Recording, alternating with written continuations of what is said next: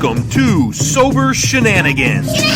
Real talk and real recovery, sharing stories, old and new, trying to stay on the right path and help others just like you. So feel our flow and get on with the show. Here's your hosts, Stoff and Primo. Hello, Arthur. Hello, Mr. Johnson. I haven't seen much of you lately. Well, the reason you haven't seen much of me is because I normally pick Susan up at her apartment in town, and you live here. Want a drink? I never drink. No one in my family ever drinks. That's great. You probably never run out of ice your whole life. I don't drink because drinking affects your decision-making. You may be right. I can't decide.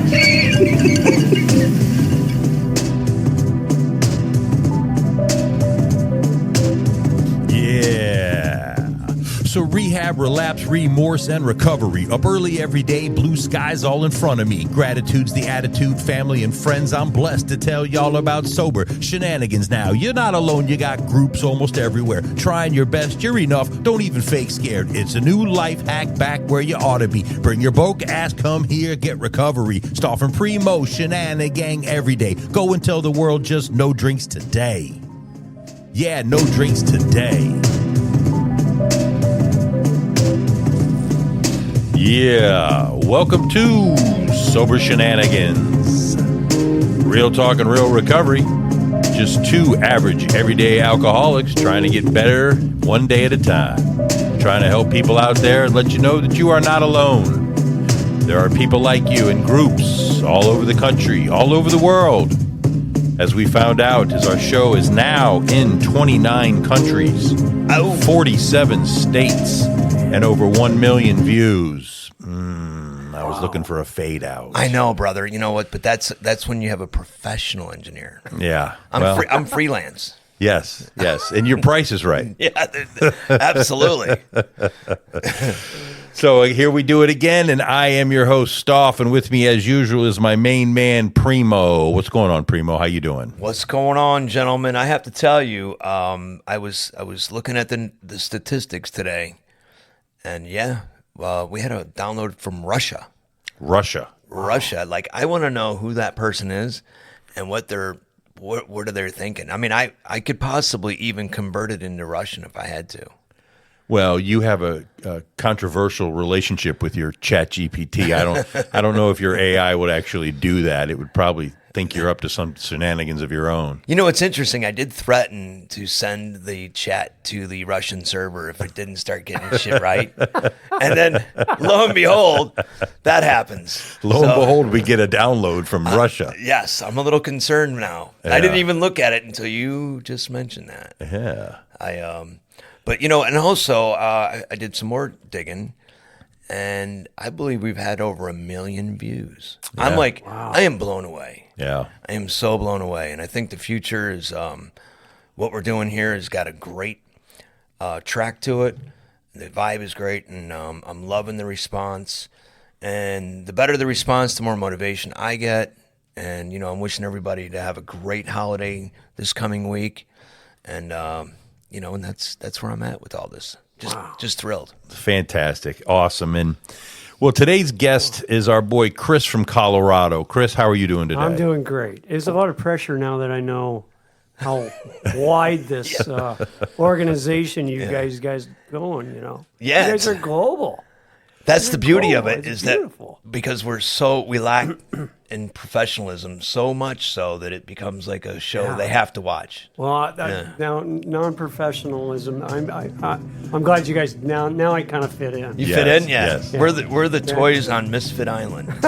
Yeah, that's us. Beautiful. Hey. Greg's the squirt gun that shoots jelly. I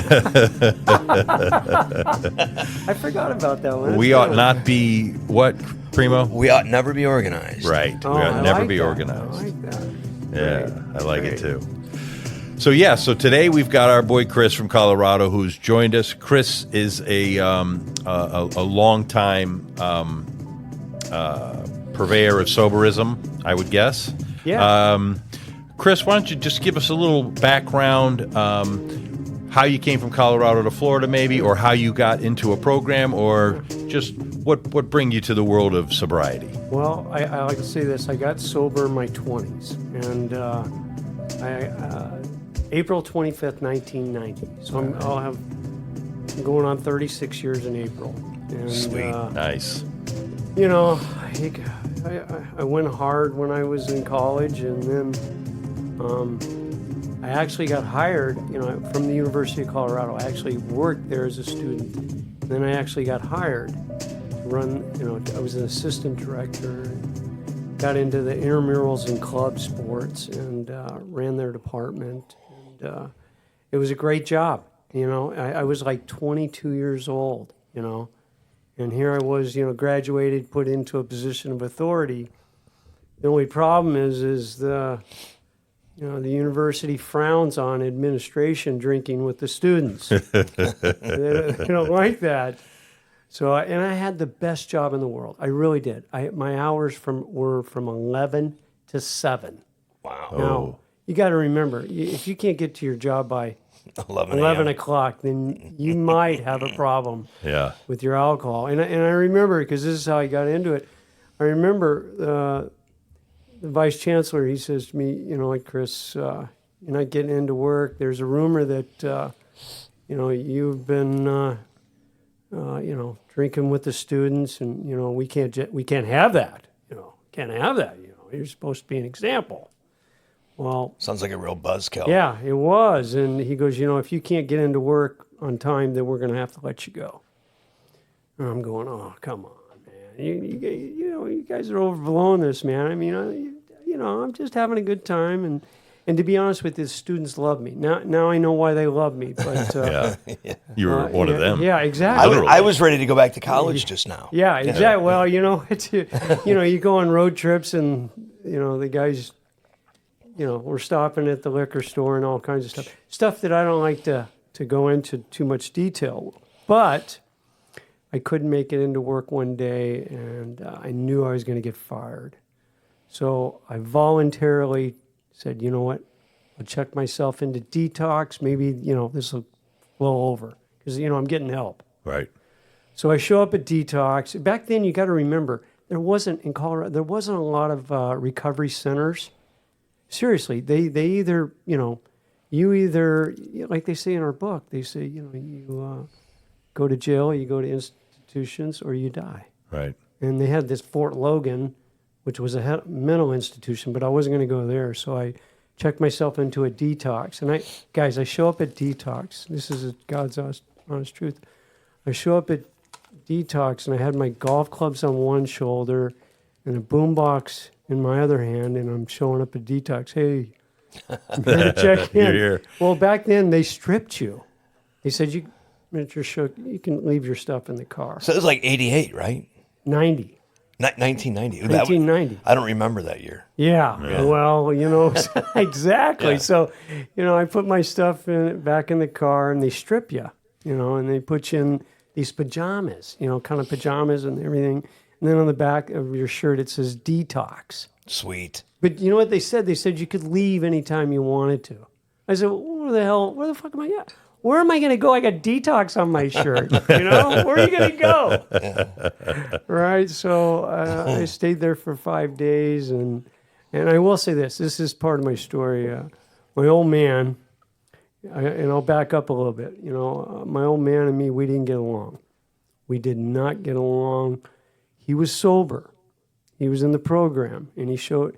And I told the lady goes to me at detox. She goes, we got to call some family member. It's required for the state. So I said, well, don't call my dad, call my mom. But my dad showed up, and he didn't give me any lecture. And this is for, he kicked me out when I was 17 for having a party at his house. Mm. He kicked me out of the house. So I was out on my own at 17 because there was no drinking in the house. Yeah. So he shows up, and he gave me this book at the time. It was called Courage to Change. It wasn't a big book. It was Courage to Change. Courage to Change is a book, if you guys are familiar with it. It's about celebrities that got sober. Oh, cool. Oh, nice. Yeah, and that I could relate to. Any pictures? Yeah, there's some pictures of some well-known celebrities that are in there that got sober, and I'm thinking, well, all right, that's kind of cool. I like that. Maybe I could be one of these celebrities that gets sober, right? Yeah. So anyway, he says, I got to go. I got a meeting I'm chairing tonight. And that was April 25th. And that was the first day I got sober. And my dad was going to his 20th year. So we got sober on the same day. What? Yeah. Really? Yeah. 20 years apart. He was 425.70? Yeah. And you were 425.90. 90, yeah. The irony. Wow. And That's awesome. Yeah. So we shared, after that, it's time, we shared 21, 22 years together before he passed away. We shared AA birthdays together. Oh, man. That is that. cool. Yeah. So that was cool. That's, and you look back on, and, my dad and I, we didn't get along he didn't think I was going to stay sober. I remember calling him when I was 30 days sober. I called him. I said, Dad, I got 30 days today. What's going to happen?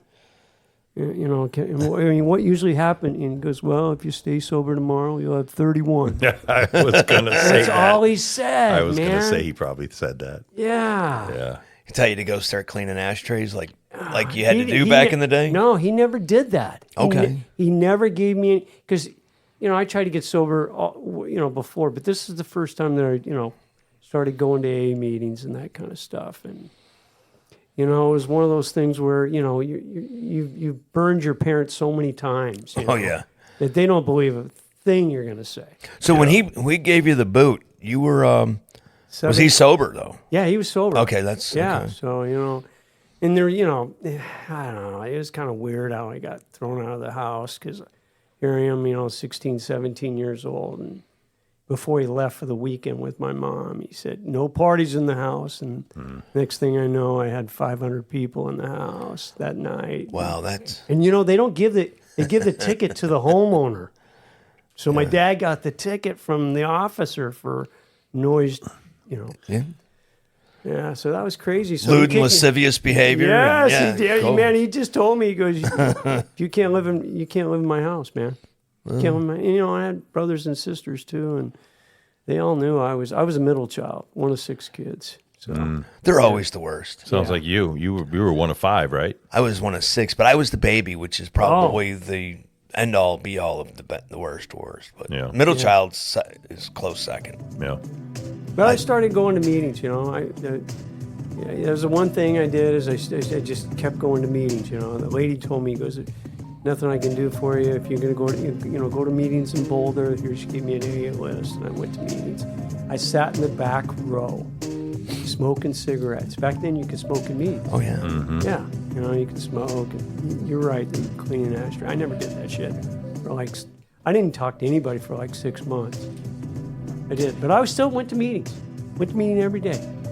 And I just remember this guy came up to me. He goes, dude, you seem really angry. I said, what the fuck are you talking about? I'm not angry. I'm not.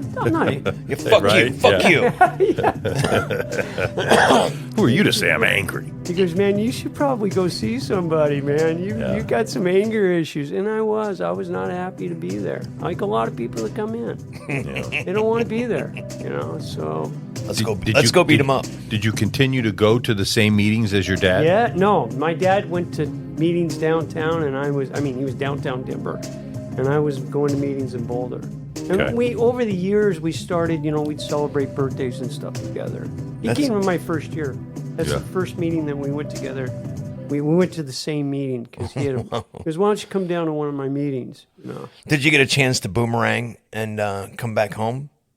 No. No. By then I'm 27, 26, okay. 27 years old, but I did, I got to come back to Christmas dinners and that kind of stuff. That's important.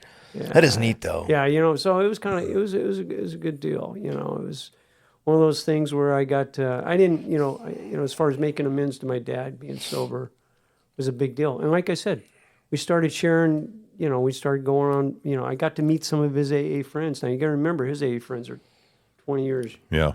Sure. into the program. He died. My old man died when he was 41. He died when he was 81. He had 40-something years of sobriety. That's fantastic. It's a good age. I'd like to get to 81. Yeah, it's great. Yeah, and I have that much sobriety. I mean, I won't because I didn't get sober till I was 54. But dying at 81 sober, that sounds great. to Doesn't me. it though? Yeah. Man. Wait a minute. Yeah. I'm trying to do the math here. Yeah, I think I'll be, I don't know. When you're 81, how many years? Yeah. 60? I mean, you got sober at kind of like Chris at. I'm Did you 50. get- I'm 59. I Yeah, get but sober you at got 25. 20, Oh, okay, so you 25. So you're 30 something. that'll be 33. 55 years sober, 56 years sober if you make it to 81. Yeah. Wow. People think that like you know more because You don't. You know. Thank you. Thank you for.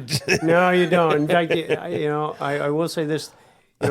Coming down here to Florida from Colorado, that's the first thing I did is I got involved in the program down here, and it's been great. You can go anywhere in the world. Yes, it's totally transferable, and pain is an option. You know what I mean? Like Yeah. we don't have to be in pain. We don't have to be sick. You know what I mean? We learn that. I mean, that's what you can get through long times of sobriety. It's like I don't have to stay in pain as long as I did the last time. Right. I can go out and get help. I can go talk to people. I can commingle. Yeah. I don't have to be alone with this thing. Yeah, This monster, this fucking bully in my head. Fuck Yeah, that. and that's the one thing that I would say in early sobriety. I did not get a sponsor. I did just the opposite. Because I can do this on my own. Yeah. Right, type thing. And the only thing I can say is, for me, the only thing worse than being drunk and isolating is being sober and isolating, especially in early sobriety. It's tough, man. Yeah. Because your head's going 1,000 miles an hour. There's nothing to dull the pain or anything like that. You isolate in early sobriety, and it's really hard to stay sober. Yeah. In my opinion. When you got kicked out at 17, did you then move to Boulder? You said, I'm not staying in Denver, or you? No, I finished high school, and then I put myself into college. I got Okay. into college. It was one of those things where I was doing everything out of spite. Screw him. Yeah. I'm going to make it on my own. I don't need you anyway. And so, like I said, we barely talked for 10 years until I got sober. And like I said, he showed up it was like the first time I seen him in many, many years. I saw my old man at Detox. Right. Shows up at Detox and hands me this book. That's He cool. didn't, and you know what? He didn't give me advice. He didn't give me any of that stuff. He really didn't. He just, he wasn't going to tell me what to do. And to be honest with you, You wouldn't have listened. Exactly. Yeah. And he probably knew that. he knew it. He knew exactly Yeah, that. I had such a great relationship with my father. And one of the greatest things of my sobriety is that I got to, I tortured my parents mercilessly with my lying and my disease. You're right. And they spent over $250,000 on treatment. I was in 7 rehabs. Wow. And, they spent a lot of money on me. They never gave up on me. But the last treatment center, we're in the parking lot. He goes, "Kid, I'm done. This is it. I love you.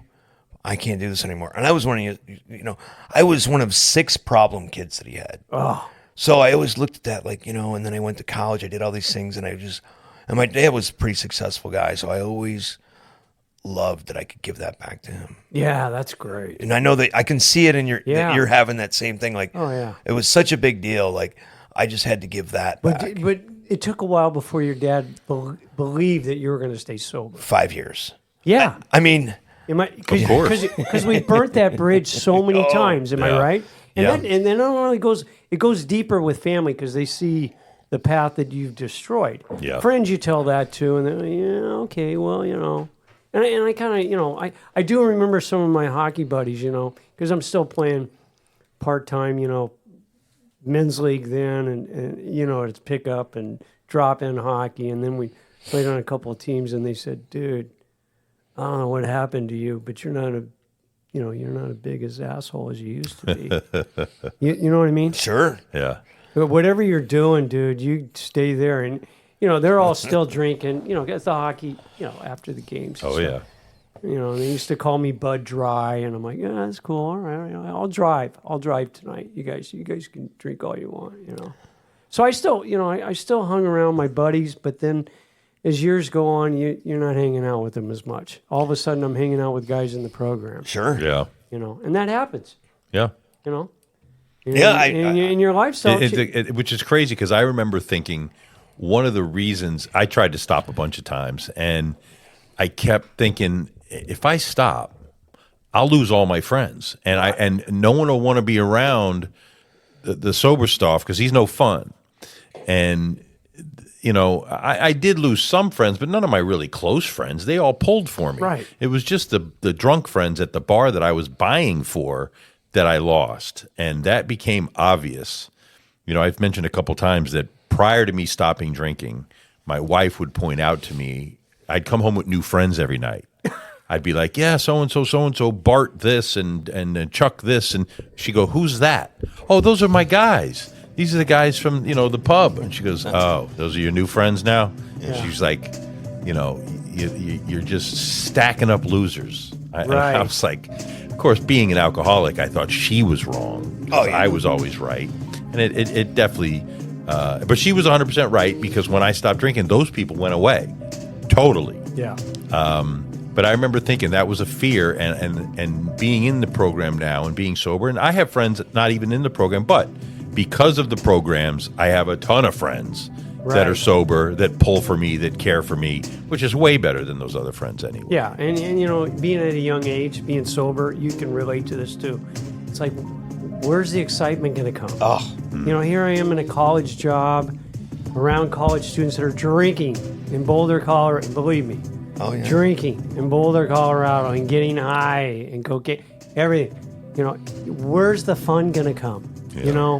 I found it, but it wasn't. It wasn't hanging out with dudes snorting cocaine. No, exactly. Yeah. And at the time, I had a gorgeous girlfriend, and I remember that always helps. Yeah, but you know what? I came home. This is the problem. She was the one I was drinking, and I used to come home from meetings, and she'd be with her girlfriends chopping up lines. And I'm like, you know what? I can't do this. I made a choice. You know what? I can't. That is such great discipline and willpower by you at such a young age. But it wasn't me. It wasn't me. Believe me. Yeah. I had your higher power. Yeah, my God has just been there the whole time, and I had to tell her. She must have been really good looking. She was really smart. Yeah, I get it. And then she can do a couple of lines. It's okay. Smoking hot, and her girlfriends and everything else, and they're but the party scene at my house, where I was behind in rent and everything else. Coming home to that, I said, you know what, I can't do it. And that's the kind of stuff. That's where you got to change your atmosphere. Sure. Was it losing the job that got you? Yes. And then, so when you got in the program and started to get sober, did they give you the job back? They did. Oh, it was funny. Yes, okay. They did give me the job. Because it was one of those things where, but I will say you see how I pay attention, Primo? Yes. I was just gonna comment on that after you got it, but I was waiting. It's crazy because the vice chancellor at the time said, okay, we're going to be keeping an eye on you, and there's no second chances, okay?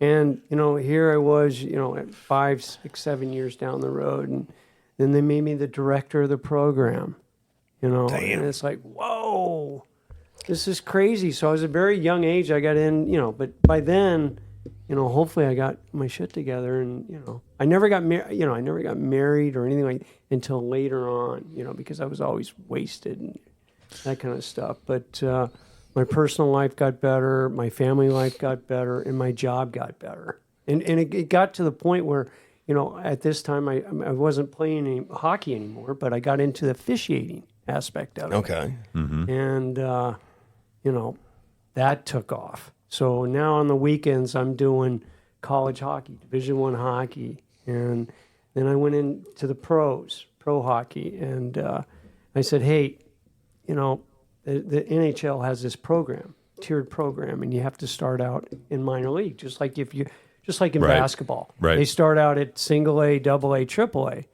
So I went from single, double, triple, to the, East Coast League, to the American League, and then if you make it to the National Hockey League. So I took off 2 years. They gave me a 2-year absence, year and a half. Wow. And I went and refereed pro hockey full time. Do you ever have people waiting for you in the parking lot because of some of the calls you Dude, make? I mean, to tell you, sometimes I'm in these towns and I'm getting escorted to my car. Yeah. It's crazy. I mean, you got to remember back then there was a lot more fighting. Minor hockey it's crazy. Yeah. It's crazy. And, back then they didn't have the 2 referee, 2 linesmen. I was just the referee, and then I had 2 linesmen. So there wasn't 4 referees; there was just 3. And there's some times that it got back then you had your fighters and that kind of stuff. The game has changed so much since. So all right, so I have a question Yeah. because as a fan of hockey, are there times when you just know is it almost like pro wrestling where you got to let them fight? Well, yeah. Back in the day, you would know, and you look at the They would roster. drop gloves. I'd be like in Hershey, Pennsylvania sometimes, and I know Hershey's playing Cincinnati or whatever. I know, and these guys are trying to make it to the next level. And back then, everyone has their enforcer, right? Yeah. So you know which guys are going to go. You look at the roster and you go, okay, 87, 76. And then my linesmen are usually local or, whatever. So these are the 2 guys you're going to have to watch out for. But if they're willing combatants, we let them go. It was part of the game back then. Absolutely. It's not so much part of the game now as it was back then. I mean, you still have you really don't. I would say most NHL teams have their tough guys, but they also have to play now. Did you ever root for one guy to kick the other guy's ass? No, but I tell you, there was a sense of respect. Okay. And if they cross the line, then okay, you're gonna go. What if one guy's a real asshole? Do you really like help?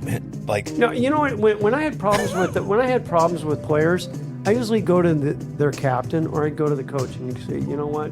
You tell number 32 if he even looks at me the wrong way, he's going to be taking the first shower. He's going to get the warm water. Nice. Because what? I'm Nice. not putting up with it. all Okay. right?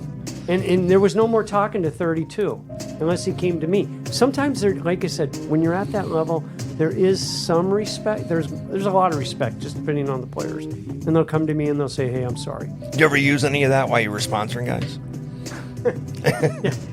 When I sponsor, it's funny when I sponsor guys, it's totally different. I'm just like, this is the way I was taken through the steps. Okay. And what? It's funny because it's different now. I think it's different than what It is. 30 years ago than what it is now. Yeah, there's a little more touchy-feely, Yeah. a little more codependency going on these days. Back then, it was kind of my sponsor. And I had the same sponsor, just so you guys know. I had the same sponsor for 22 years till he passed away. Yeah, mine passed away too. Yeah. Tough stuff. Yeah, it is tough. Yeah. But, sobriety's been good. I've had a lot, over the years, I've had family members. I had a brother that was down in Larimer Street, which is down in Denver, Colorado. And he died of alcoholism. Wow. My younger brother, he got in a bar fight. Now, when he died, they said it was pneumonia, right? Right. Really, they give a medical term. Right. As we know, alcoholism. Right. And my family is full of, my brothers, and they're all addicts and alcoholics, Yeah, we had an Olympic team. Were you? Yeah, we were gold medalists. Yeah. For sure. Yeah. And it was tough on my parents. But, Oh. my parents, my mom got into Al-Anon. And so, she had a black belt. So she didn't put up with it. Was it when you were in your early days of refereeing? Because, so I had a nephew and a niece that both played hockey at high levels. And I'll never forget going to watch them as youths. It's the one sport where they serve alcohol in the arena, where they even at a rec center, there's a keg. Yeah. And I remember thinking, man, when I grew up playing basketball at rec centers, there's no keg, there's no alcohol, but hockey somehow lends itself to it. Yeah. So was there a lot of referees maybe pressuring you, or was there like other guys you reffed with that were drinking and you were like... After the games, that was the thing. I took those 2 years. We always went to the bar after the game. Right. Especially when I was full-time, we'd always go have a drink at the local pub and stuff like that. And you know what? That's fine. I can go, but I'm not drinking. And I'm not usually, and I just tell them, hey guys, I'm driving. I'm driving. If you guys want to drink, that's fine. And I could be around alcohol, by then, I was probably 10 years, maybe not 10 years, between 5 and 10 years sober when I was doing that. But you're right. The atmosphere of, especially rec hockey, minor league hockey, after the games, it's a big deal. You go out afterwards. And, we'd see half the team on one bar stool, over here, this, and the other team over there, waiting for their bus, before they took out, before they left out of town.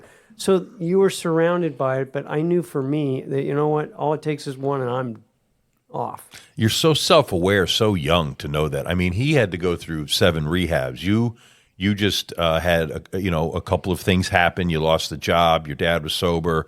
You had these things, but you're awfully self-aware at a young age, man. What a blessing that must have been. It was a blessing. Like I said, I think I was, my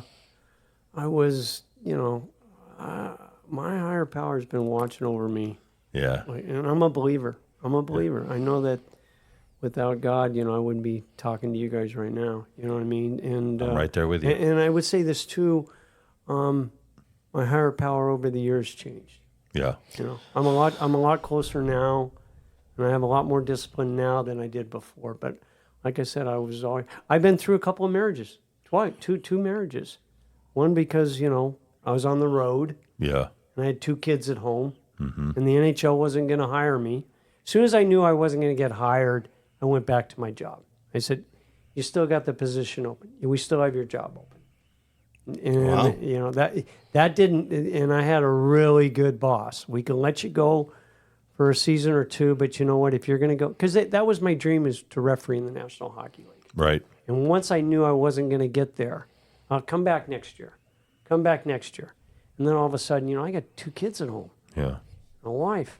And she's about had it, trying to raise kids on her own, 5 and 7. Oh, man, I can't do this. So that was tough. Pay attention to the mic a little bit. Okay. Yeah, Yeah. you're good. Sorry about Just that. that's cool. It's cool.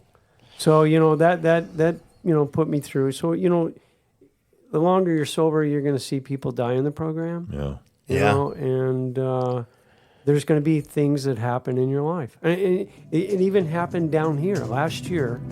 Here I am in Florida. My wife and I are excited. We live up in Crystal Beach. The hurricane hits. It takes out my house. I mean, we just spent $50,000 putting on a new addition on our home down here. And that took it out. Wow. And it took everything. I mean, my truck. I mean, and you know what? Everybody in our neighborhood, I'm not the only one, so don't feel sorry for me. But it was the first time that I lost everything. Wow. I've had that happen. Yeah. Yeah. Yeah. I mean, but even when it happened, I said, you know what, honey, we're going to be all right. What storm was it? It was the first one, Helene. Helene took 3 feet of water in my house. Wow. The second one was just wind. Yeah. So we had Ian down in Fort Myers Beach, where I have commercial real estate down there. Yeah. And 3 restaurants and a retail operation gone. Really? Yeah. Been in the family for over 45 Oh, years. Gone. Yeah. So we're still rebuilding. Yeah. It's a shit show. But I think that's better than the flood situation, because that 3 feet of water, it might as well just take in the whole house. Yeah, Basically. exactly. It's a nightmare. But you know what's a blessing is I had people in the program. Aaron came over with his crew. I don't know if you guys know Aaron, but people in the program. Yep. And they came over, and within 5 weeks, my house was rebuilt. That's fantastic. 5 weeks. I mean, I said, but he had 5. And my wife and I, we're staying up at the high school. That was like a Red Cross area. We come back and our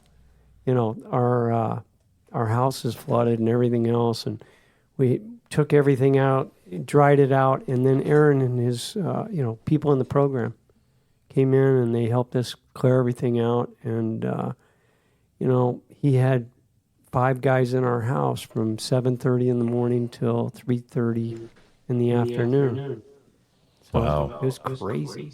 Yeah, it's those 2 storms just did more. I've been here 40 years, and those 2 storms are like nothing that's ever come through. That's what I hear. The weight of the water in the first storm and the wind in the second storm just leveled so much that it's a 100-year storm, and we got 2 of them in whatever it was, 2 weeks. Yeah. And man, that's nuts. So. So you're up in the Crystal Beach area. So you're that's how you know our guy Lou. Are you up? You go to the Ozona thing? Yeah, I go to meeting too? Ozona meeting on Sunday morning. That's got great spot. And then I go to the men's meeting at the warehouse on Wednesday evening. Oh, cool. That's where we Yeah. go. We Yeah. go to the early risers at Oh, you go Warehouse. in the morning. I'm Yeah. at the one at 6:30 at night. Yeah. Yeah. Yeah. It's, So- it's- We're there bright and early. The thing about the storm, and then what I found, which was really cool, is that I literally was able to utilize all of the tools for people that weren't even have drinking problems. Like this whole the principles of everything that we are taught, I was able to bring that to the community and to the people that were also suffering from the same thing. It was like, I don't know, man. It was like I felt really blessed to be able to maintain some calmness and be able to, I built a whole community down here. This is actually, this mug right here yeah. is actually part of the storm recovery that we did for people out in the, Wow. and so that's the elevator shaft that was attached to the building. There used to be a building attached to that. This No thing was kidding. left standing. Really? And I brought the community together to paint this thing and create Yeah. this whole legacy tower down on Fort Myers Beach. It's crazy. Yeah, and I think the one thing that really got to me, material things. You give a crap about material things. Right. Not too worried about that, and it just my wife and I seriously we were sleeping on an air mattress in our house, and she was washing dishes in the tub. And we were man. spraying stuff off outside. The only place I got a shower was up at the gym. Oh, yeah. You know what I mean? For like 3 or 4 weeks. But I jumped on it and I had people in the program. Electrician here. Oh, yeah. Aaron's got the drywall and the painting. This guy's got this. And they were all people in the program. And they were more than willing. Yeah. And they said, when do you want me over there? Right. And where do you find that? Except in the program, right? And these guys are my friends today, man. These guys are my really, really close friends that just, I knew I could count on. And, like I said, material things don't really, they can always be replaced. Even though Yeah. you lost a lot more than I did. Yeah, I lost my, It's stuff. it's stuff. Yeah. It's just stuff. I had the insurance, so I was okay. I was covered, but it took me, The insurance company it took me forever. They don't want to give you full value. No, they don't. Not only that, it took me forever, and I said, you know what, honey, we'll make it through. Financially, our book says that to us. Yeah. Financial insecurity will leave us. We'll be okay. You know long as what you was believe cool? How I like relished the opportunity for somebody to ask me to help them now. There's like this cool thing. Like I get to. I mean, it's almost like I can't wait to be of service somehow. I mean, I know it sounds crazy, No, it but I know the reward of that. It's like the most pay that I can get is when I get to be like dependent upon. Yeah. Because I was none of those things. Right. And to be able to be that for somebody. Well, and even what you're doing here, what you guys are doing here, it's a big deal. Thank you. Yeah, it's a big deal. We're gonna get Russia sober. Good. Yeah, Good luck with that. You may want to start with the. our comrades need us. They need us over there. Yeah, exactly. Drinking vodka for breakfast. I think we can deal with a few of them. Sure, Exactly. a little Yeah. vodka, Exactly. whatever. I don't even know borscht, and they're borscht. Yeah. Yeah. I guess.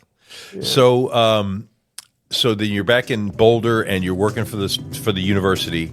And did you referee games for the university? Did you ref for the University of Colorado hockey? No, I couldn't referee. No? I couldn't referee games that I was associated with. Okay. So, as being an administrator there, they wouldn't let you do games there. Okay. But I did other, Denver University, Colorado College, North Dakota. I was doing Division I college first.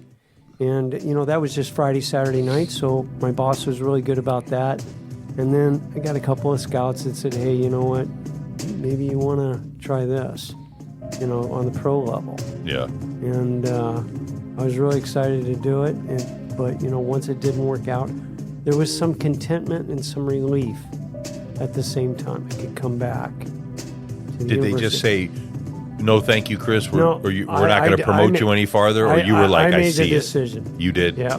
And so, that's the thing, too, is that, some officials don't see that. They keep refereeing minor league hockey, where they keep refereeing minor league baseball or basketball for 10, 12, 15 years, thinking that they're going to get hired. But I knew at that stage, I was a little bit older than most of them. I knew that, you know what, I'm good. You're not, yeah. And you know what, there was something about it that kind of came over me, said, you know what, you can go back home. I mean, you had nothing to, shake your head at and feel, shame that you didn't make it. I mean, you refereed almost at the highest level there was. And that's how I got into the National Hockey League with the off-ice officiating, is because there were several supervisors that said, hey, we have a position open at the at the Colorado Avalanche. Would you want to come in and do an off-ice and be one of the off-ice officials? Well, okay, I could probably do that, And at the time, I was doing something like this. Colorado just got their hockey team, so their radio announcer knew me because he saw me locally doing AAA hockey. Right. He goes, "We're going to do a radio show called Ask the Ref." Oh, nice. So and you got to remember, Colorado just got a hockey team, so we'd do it once or twice a month where I'd come in and be a guest thing, and they'd ask you questions, sort of like what you guys were asking me earlier. Yeah. Hey, do you let those guys fight? And when do you call this? And oh, yeah. Was that, hey, did you see the game the other night where this guy hit this? So they'd be asking questions, and it was like an hour-long show. And the supervisors, they said, hey, why don't you come in and we're going to let you do the video replay. So I did that for 15 years in Colorado. So that's awesome. And I'll explain. When a goal is scored, basically, I have 12 cameras up top. And I can see everything. I got to tell you, just like in pro football, guys, where you get the cameras on the pylons and everything else, I've got one on the blue line. I've got 6 cameras in the net. I've got all kinds of cameras. And I can slow it down frame by frame by frame, just like you guys see in the National Football League. So 9 times out of 10, I can make that call myself. Now, being from Colorado, they said, that guy's making the call here. So every once in a while, I call Toronto and go, Toronto, let's take a look at this and let them make the call. You know what I'm saying?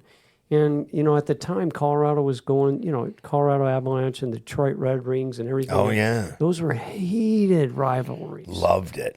Those were great rivalries.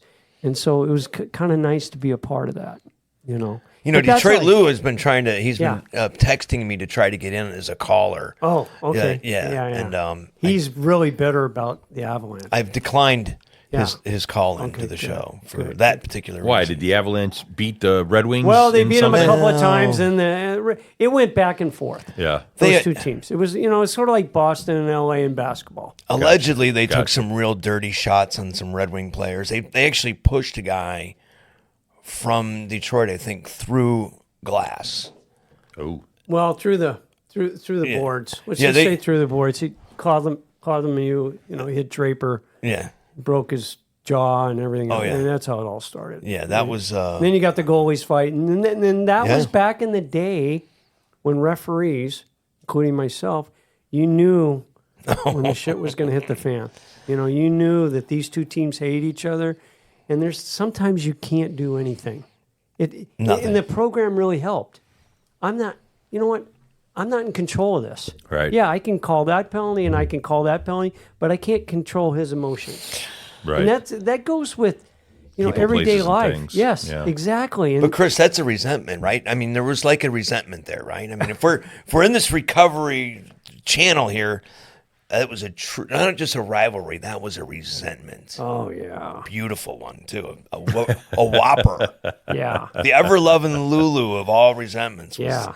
those guys were going to kill each other. But some of the stuff I learned in this program helped me out there. A lot of this stuff, I can't control his emotions. Right. If he's going to act like a jackass, you know what? He's going to sit in the box, or he's not going to play the rest of the game. And you know what? You have to have that temperament. Yeah. You can't get to that level. It's just like on the street when, someone, your boss or somebody's yelling at you or something like that. I've realized, what? Okay, I'm going to step back and listen to them before I shoot from the hip. Don't do it all the time, but I'm better at it now than I was before. And I got to tell you that pressure, you talk about pressure and everything else, is the game, I gotta admit, there wasn't that much pressure. Pressure's in front of 20,000 fans, and it's a close game. Yeah. It's tied, and you can't miss anything. Game 7. Yes, playoff. that's pressure. Yeah. To me, Sure. and when you get off the ice, you can hopefully apply that through a lot of different things. Have you ever made a bad call? Oh yeah. Okay, all right. Did you have to? No, you know what I do is if I missed a call, I'll say, you know what, but you can't do it all the time. If you miss a call, you say, you know what, coach, I missed it. You go up to the captain, I missed it. You're going to get more credibility that way than saying, no, you start making up excuses. Or you start blaming it on something else. Do you try to make up with it by giving him another bad call to the other team? No, you just, because you know what? A makeup call. It's a thing. I understand. It is, but you know what? It's one of those things where you bring your own credibility down. Yeah. We call that an amends here in amends, recovery. okay, Yeah. all right. Like I thought we were supposed to make things better. We got to do the right thing.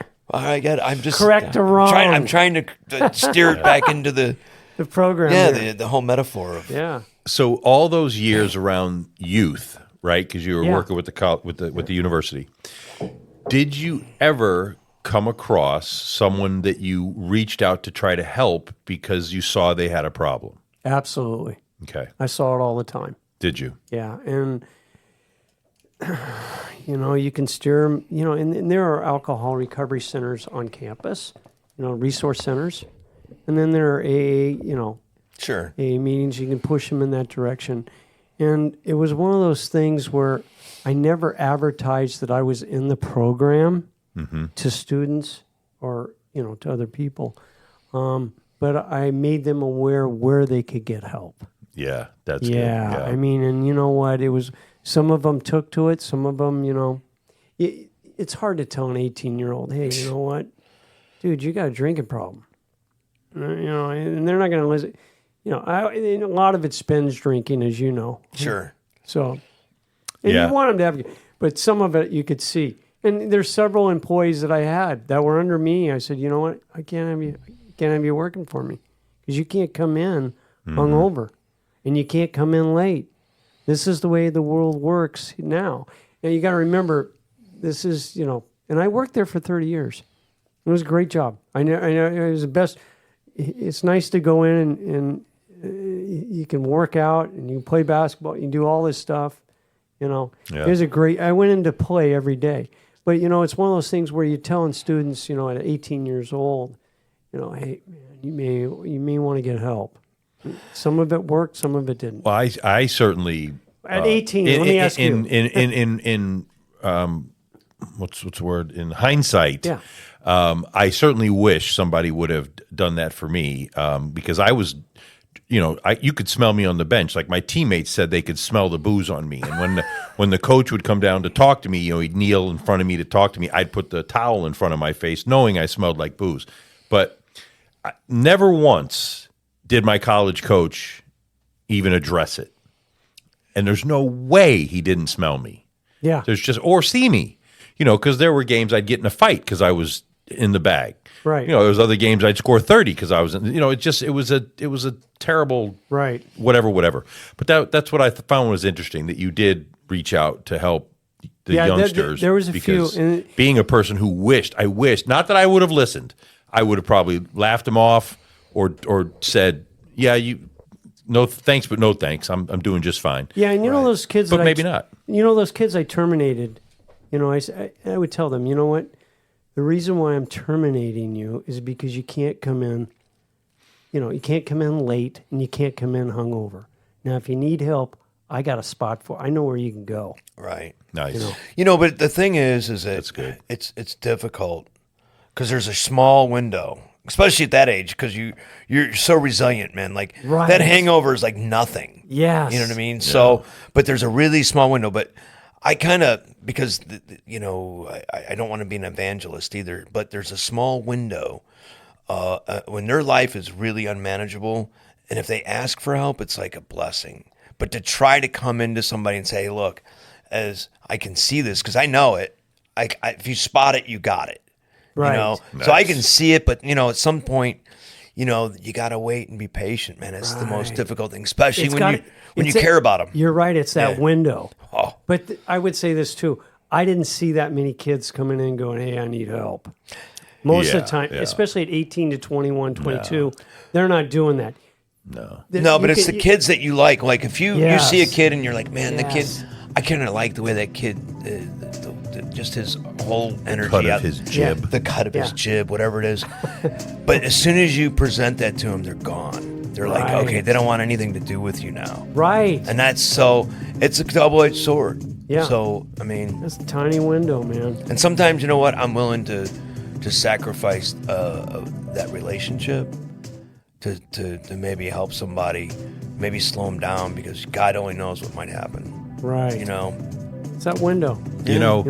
Being a referee, a video referee, a rules referee, I've never seen. I said this. I used to go to a lot of hockey games and watch a lot of hockey, and there's no other sport, in my opinion, where there's a score with less than 5 seconds left more often than in hockey. It just seems like they're always throwing the puck at the net. Yeah. You always hear that. Throw it at the net. Right. And when you least expect it, there's a goal. Yeah. Did you ever have, was there ever one that was in the last second that you got to call good or not good that swung the game? Did that ever happen? Oh, there were several games like that. And what they're doing is they're pulling the goalie for the extra skater. So now all of a sudden you got 6-on-5. Or if there's a penalty, maybe 6-on-4, right? And so the thing you want to do is I'm going to be positioned right by that net. I'm going to be there no matter what. The good thing is in today's, and back when I would say it's probably going on for 15 years now, you can video. You can go back to video. You can go to the bench and go, you know what? What do you guys see? Back then they used to have goal judges behind the goal, and they would help you, if that puck went in. On the ice? Or they were They were behind outside, the boards? Behind the boards. Okay. So you had somebody there who was turning on the light, right? So you could go to them. You also had video. But I just wanted to be in position because the biggest complaint you get is you didn't see it because you weren't in position. You weren't there. And you know what? That's what supervisors, that's what players, or everybody else, that's your job is to get in position to see the play. And if that means I'm right on the net or right by the net, boom, that's where I'm there. Did you ever accidentally get in the way of a score? No, I never got in the way. Wait, and you know what? That's the one thing. I retired from hockey when I was 48 years old. 48, refereeing pro hockey, which is a very, 48 years old, the players are 22. They got bigger and faster. Yeah. And I got older and slower. Did you ever take a puck? Did you ever take a slash? Yeah, Did anybody slash you on purpose? I've had knee surgeries. I've had slashing. I've had my teeth. Yeah, I was gonna say you got some great looking teeth. Yeah. See, I love the movie Slapshot. Yeah. Oh, yeah. The Hanson brothers. That's old time hockey. You know that. Yeah. That's old time hockey. And it's one of those things where, like I said, you just try to stay out of the way, but you got to get in position. And that you as being in sports, it's the same thing. If the official's not there to make the call, or they're making some phantom call or something like that, they just lose credibility. Yeah. It's tough. It's a tough go. Man, it's hard to believe a job as a recreational director at a university and then refereeing hockey. I mean, it's awesome. And because you're sober, you kept it that long and you did well in it. But it sure seems like it's fit for a guy who drinks. Oh, it does. Can I just tell you the atmosphere around hockey is like you said. It's just about after the game. Well, plus all day you're organizing games. Yeah, you got flag football. Yeah. You got everything the kids are doing. Yeah, and then that's what they do after they play. Exactly, they go back to the frat house or they go to the Hooters or wherever. Exactly, and man, it's all about that. That it's is all some about self-discipline you got. That's fantastic. It's one of those things that I was very fortunate to have a very good understanding of who I was. And you got to remember the background of growing up in that. I knew exactly what it's all about. You know, when you come from it, you can see it. You know, I played college hockey too.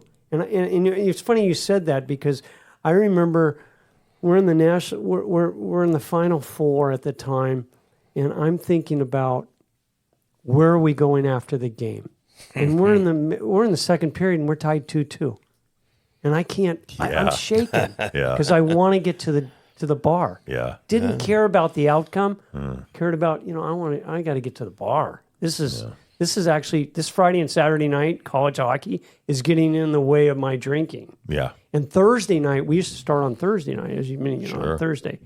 And, Friday, my coach would be like, Shooky, you got to stay sober at least through the weekend, all right? You guys can go out and drink on Sunday. Yeah. But don't do it here. Come on, give me a break. I need the most out of you. Yeah. And I was the same one.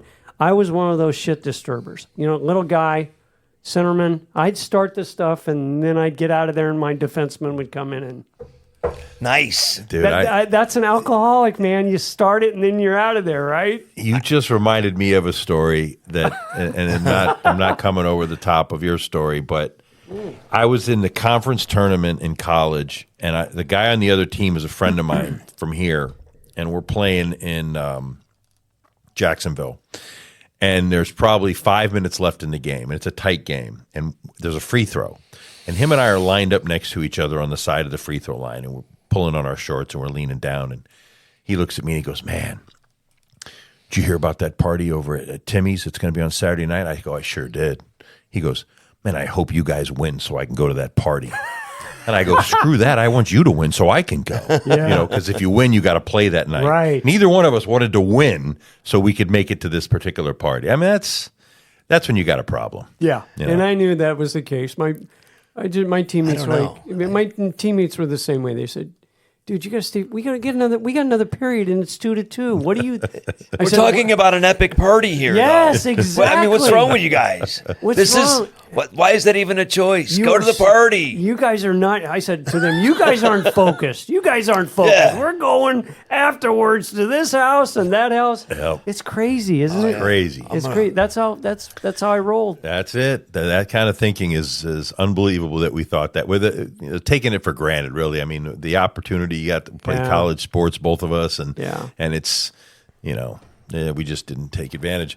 You got sober younger and got to be around it a long time, which is awesome. I just think that would be a great. You don't think about it. You did, being self-aware as you were, but you don't think. I wouldn't have never thought at that age, 25, 26, 27, that working at the university would be a great job. But man, what a great job it would be. You know what? I got to tell you, when I tell people what I did and what I showed them what I did, they go, "You got the best." This is when I was drinking. They said, "You got the best job in the world. You see more spandex in one day than most men do in a lifetime." Yeah. And I'm like, yeah, it's okay. It's okay. And then once I got sober, I realized how blessed I was. And, the job I had and the people I worked with and the national champions on the club level and even intramurals. Intramural football, basketball, when they win that T-shirt, that's a big freaking deal. Sure. Yeah. Am I right? Yeah. It's a big deal. Really. And you got to realize that every game mattered. Every game mattered to these guys. Even, the game afterwards, not everybody's like us, want to go out and get high or drunk or whatever. These guys, they're competitive. Yeah. And they were competitive at the University of Colorado. And I just provided an atmosphere where we kept it competitive. You know what I mean? And they loved it. Mm-hmm. The kids loved it. And then afterwards, I have all kinds of stories where my club teams, rugby and hockey, and those guys got in trouble. And, I had to discipline them. And I'm going, you know what? I know where you're coming from. I've been there. I've done that. But these are the consequences. And you lay it out before they even go on the road. You know what? If I hear anything, you guys are done. You're done for the week, or you're done for this weekend, or you're no more travel. But you got to lay out the consequences beforehand. Yeah. And for the most part, we did okay.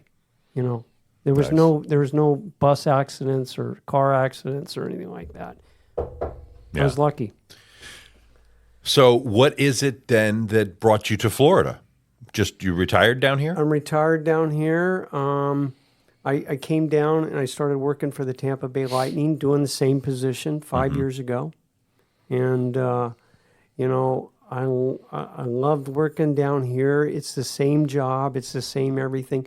My wife wanted to get out of the cold. Yeah. She goes, you know what? I'm done with the cold. And we're down here. We still go back to Colorado. We're still going to go. We go back to Colorado every summer.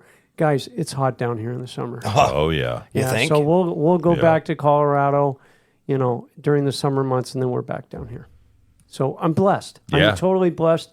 And you know, like I said, I have to give a lot of credit to my higher power, man.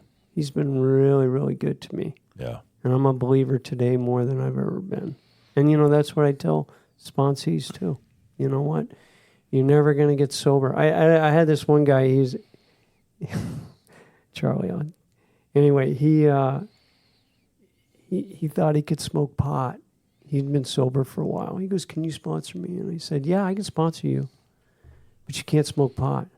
And he goes, "No, this is alcoholism." I said, "Charlie, you're shutting off the sunlight of the spirit by smoking." Okay, so you can smoke pot. Does that at the concert? Does that mean you can do cocaine at the concert? I mean, you know, I try to give him things, saying, you know what, A little wine with dinner, maybe? yeah, exactly. Yeah. And he goes, "Well, it's not drinking."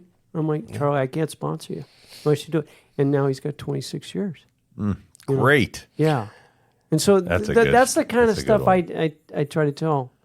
You know, Everyone needs a Charlie. You know what I mean? Yeah. Just somebody just to test all the waters and Right. that research and development guy. You know what I Yes. mean? That goes out there and does stuff, and you're like, "How's that working?"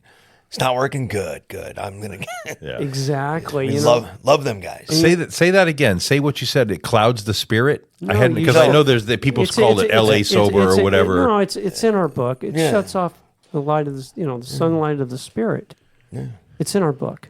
I could tell you what page and everything, but I don't want to go into that. I don't want to do. Are you a thumper? I'm not a thumper. Okay. But I, you know what I'm saying is that anytime and I'm clean and sober. I don't put anything in my body. I mean, I put, if I take a leave for my knee or anything like that, it's, I don't like to take cough syrup or anything like that because it just the opposite. It jolts me. You know what I'm saying? It just does the opposite. So, it's one of those things where sponsoring somebody, I don't want you taking anything. Right. You know what I'm saying? I want you to live life and feel those emotions and go through it. It's going to make you better, man. When I was in rehab, they took away my cologne. Did they? Yeah. Why? Because it had alcohol in it. And they thought you drink your cologne? Well, I was like, maybe I'm not an alcoholic because I've never drank my cologne. I know Listerine and that kind of stuff they do, but I didn't know they... Oh, yeah, cologne. Really? Sure. Wow. That's crazy. Well, not really. Not if they're dealing with me. Yeah. Yeah. Seems apropos. Yeah, I always love when you say that. When you say they took away my cologne, maybe I'm not that bad of an alcoholic. Right. If there's people out there actually drinking cologne, I know, they win. That's crazy. Right? They're the winners of the alcoholic game for sure. Yeah. That's the guy that needs the help. Right. I'm okay. Right. And the other thing is too is I can be around people that drink alcohol. Sure. I'm at that stage. It's just, they can get, and even my buddies in college, I can be around those people as long as I always made it. And this is the advice I give my sponsee too: is that, always have a way out. Yep. Always have a way out so you can get away from it. That's that old school. And then in early sobriety, I always had the same thing. Yep. My sponsor told me the same thing. He goes, you gotta have a way out. Drive. Yeah. Don't get, blocked into a bad situation. Yeah. You got to be able to either go with somebody another alcoholic or get yourself out of there. To this day, very rarely do I let anybody else drive me anywhere.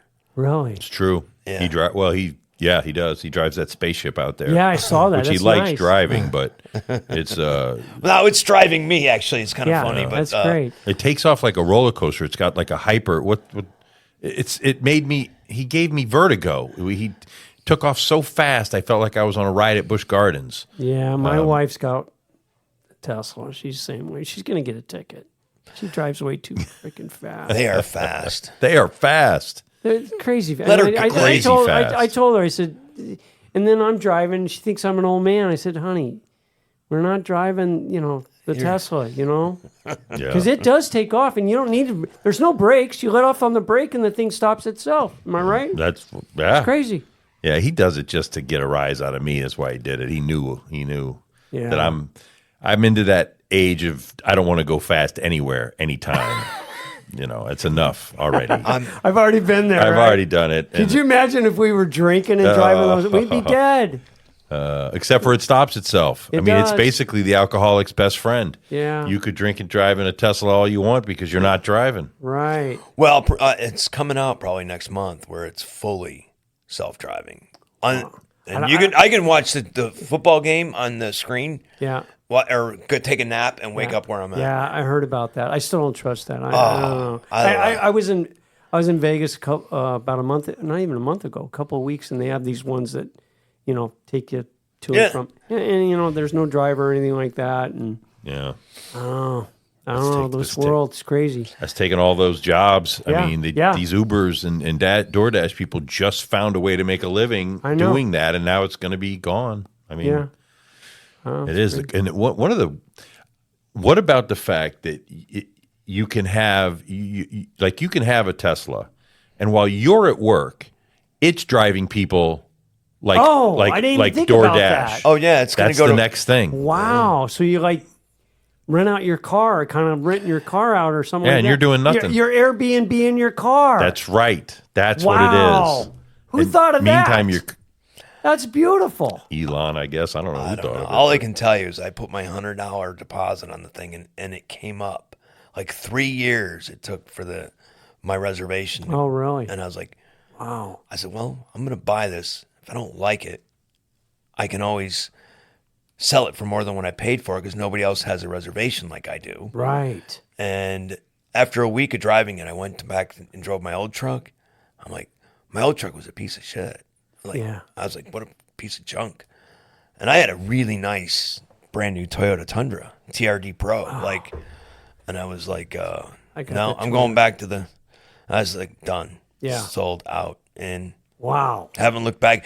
Although it's a little weird. I don't necessarily like the attention. So people argue that I probably do. He does. But I don't.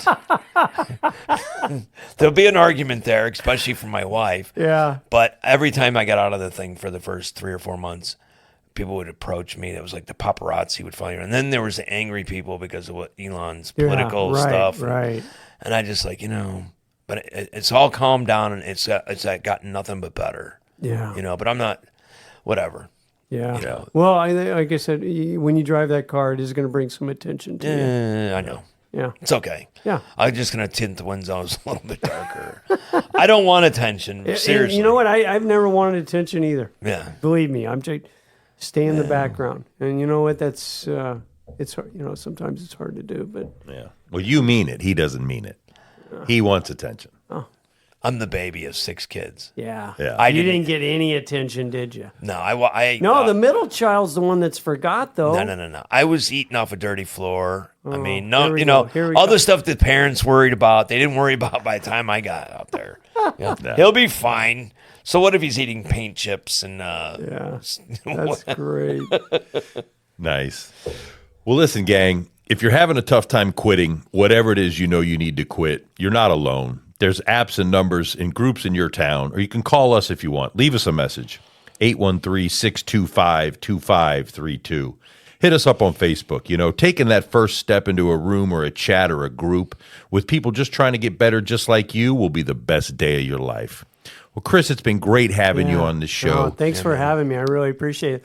Lou got me, gave me the contact. He goes, just go in and tell your story, and you guys are great. And I listened to the podcast. Yours is really good, I tell you. I got a kick out of it. I had to listen to it, man. Well, thank you. I appreciate it. Primo, what you got for your final point on tonight's show? Well, first and foremost, we got to pay a little due respect to my man here with 3 years this week. Oh, that's right. I got my chip yesterday. Yeah. That's what I heard. Yeah. Congratulations. Thank you. Thank you very much. That's awesome. Yep. Good for Very you. Very happy about it. Super, super proud of you, bro. Thanks, man. And the growth, the whole thing has been amazing to be a part of and be here with you. And the other thing is the the story tonight in particular, I loved the debt that we get to pay to our family. Yeah. You know, the amends, that living amends, man, is so cool. And how much pride that, like, I am always going to have that feeling that me and my dad, that I gave him so much more. I know I took a lot away from him, but man, that return on that, the investment that he made in me, Right. you know, is so cool. So if that's, you know, out there, if you're new in recovery and you know that you've damaged your family, your staying sober is it. That's the amends. Don't overthink it. Don't overdo it. Just get your shit together, okay? And go out and live a great life. And, you know, Right. and that's it. Just do the next right thing and live a great life. And you're going to, it's just going to compound itself. Yeah, help others along the way Yeah. too, man. Absolutely. Good. And that's the other thing we were talking about Yeah. before the show started. Like, I said, dude, I don't know what's going on here, but the big reveal is coming. I mean, we got downloaded in Russia. I was kind of making fun of it, but like 29 countries. Like, I mean, I'm not necessarily bragging. I'm just like mystified that maybe we've helped some people. Like, you know, and somebody says, you know, when you could drink in 10 people's lives got better, like instantly. You know what I mean? Like, that is an instant thing that happens now.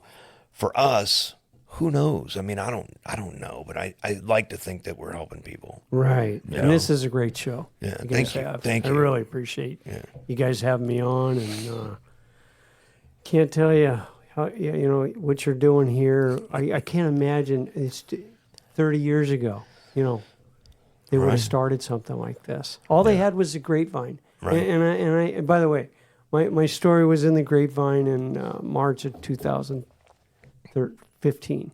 My dad, I told that story about my dad and I getting sober. Wow. You Great. know, Yep. and having the next 20 That's right. years. You were telling me about the grapevine. Yeah. Yeah. They put, you know, and my buddy said, just write in there and give them their story and see what happens. Next thing you know, I'm like, So There this it may is. be downloaded in 100 years from now, for all we know. great. This So this this is going to is- be digital. this is my legacy This- right here. It's out there. It's out there. It's going to be out there, All right. like an old song from the 50s. Right. It will have been recorded and produced and put out into the universe. That's right. awesome. And your cartoon picture will most likely have zebra stripes and a Oh, right. whistle or Yes, something yes. creative. Yeah. I'm working on Primo will get creative with it. Yeah, that'd yeah. be good. I Yeah. like that. All right. Well, listen, thanks for listening to Sober Shenanigans, real talk and real recovery. You know, worry, anxiety, and fear, it's all up in here. So give yourself a break. You're enough and you're doing great. I'm Stoff and he's Primo. And remember, No drinks today. We're all in the same boat, fellas. But our shenanigans are cheeky and fun. Yeah, I mean, his shenanigans are cruel and tragic. Which makes them not shenanigans at all, really. Evil shenanigans. I swear to God, I'll pistol whip the next guy that says shenanigans. Shenanigans! After all that, shenanigans! Shenanigans! Shenanigans! What's all this? Officer Barbrady, I would like to reinstate my previous shenanigans. This whole carnival is a ripoff. You know, excuse me, but I agree. These rides are really stupid. Chamber of Farts isn't scary at all. Okay, let's calm down. People of South Park, do you declare shenanigans on the carnival people? Yeah! Okay, carnival people, do you accept this decree of shenanigans? What the hell are you talking about? This whole town is screwy. Well, that settles it. Everybody grab a broom. It's shenanigans!